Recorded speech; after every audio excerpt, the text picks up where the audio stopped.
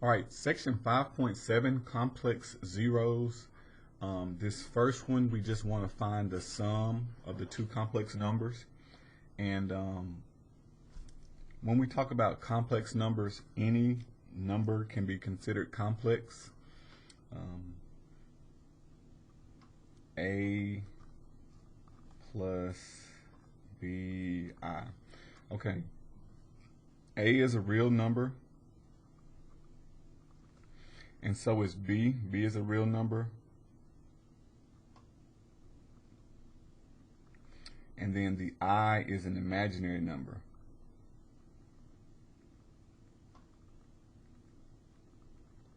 So you have a real part and then you have an imaginary part connected. That's what makes this number complex. But we can also call just the whole number 2 complex, and we can say it just has 0 for the imaginary part, so there's not an imaginary part attached to it. So don't think of that term complex as something to be confusing, but it just means that we did the square root, we got a negative under the square root, it was imaginary, and so we end up with something like this. All right, so for number 1, we want to find the sum. So we have two parts. We're going to do 2 minus 5i, and we're going to add that to a negative 2 plus 7i.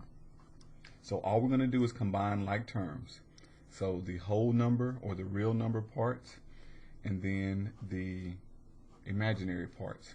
So I have a positive 2, I'm adding a negative 2, those two go to 0. So we have 0 for our real number part, and then we have a negative 5i, we're adding 7i, different signs we subtract, and we will get a positive 2i. Okay, so an imaginary 2i. And for all intents and purposes, the simplified form, we don't need that 0, it's just extra. So the simplified version of this would just be 2i. So you just treat that I like a variable and combine like terms.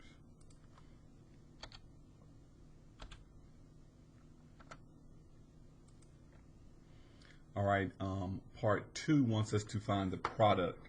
So this time we're going to multiply like terms. And so we have 2 minus 5i times negative 2 plus 7i. All right, so we're just going to use the distributive property and FOIL this out. So we're going to do 2 times a negative 2, that gives us a negative 4. 2 times 7i will give us a positive 14i. Negative 5i times negative 2 gives us a positive 10i. And negative 5 times 7i, 5i, 7i will give us 35, negative 35, and then I squared. So what we need to know here, I squared is a familiar term that will pop up, and this is what happens. The square root of a negative number, negative 1, is how we get an imaginary. We take the negative out, and then we call it imaginary square root of 1, and then we do the square root of 1, and that just gives us I. So if we have I squared, it's the same as saying the square root of negative 1 squared, and what happens is the square cancels out the square root, so that gives us 1. So the square root of negative 1 is equal to I, so I squared is equal to, there should actually be a negative 1. A negative 1. I lost my negative there. So note this. I squared is equal to negative 1. And we're going to use that fact here. So we have negative 4. We're going to combine like terms. So it's going to give us a positive 24i. And then minus 35i squared is equal to negative 1. So this will become a real number. Negative times a negative will give us a positive 35. So we have negative 4 plus 35, I'm bringing this like term to the front, and then plus 24i.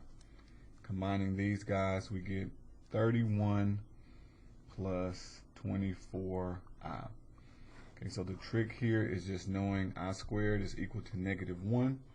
We get 31 plus 24i.